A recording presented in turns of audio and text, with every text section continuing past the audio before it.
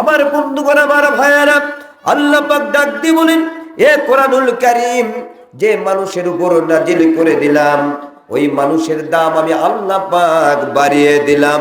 আশরাফুল মাখলুকাত বানিয়ে মানুষকে ঘোষণা করলাম, লাকাদ খালাকানাল ইনসানা ফি আহসানি তাকওয়িম।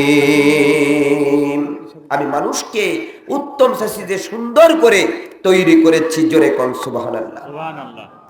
আমার বন্ধুগণ, আমার ভাইয়ারা, এখন আমার প্রশ্ন, এ কোরআনুল কারীম একটা নবীর উপরে নাজিল হওয়ার কারণে যদি নবীর দাম বেড়ে যায়, এ কোরআনুল কারীম একটা পাহাড়ের উপর নাজিল হওয়ার কারণে যদি পাহাড়ের দাম বেড়ে যায়, এ কোরআনুল কারীম একটা ফেরেশতা বহন করার কারণে যদি একটা ফেরেশতার দাম বেড়ে যায়, এই কোরআনুল কারীম একটি রাতে নাজিল হওয়ার কারণে যদি এই রাতের মর্যাদা বেড়ে যায়, এ কোরআনুল কারীম একটি মাসে নাজিল হওয়ার কারণে যদি এই মাসের দাম বেড়ে যায়, এ কোরআনুল কারীম যদি আশরাফুল মাখলুকাত মানুষ গ্রহণ করে নেয়, একটু সমস্যারে জবাব দিবেন, কেউ মুখ খালি রাখবেন না।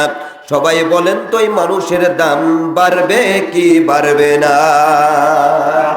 বাড়বে। সোনার মানুষ হয়ে যাবে।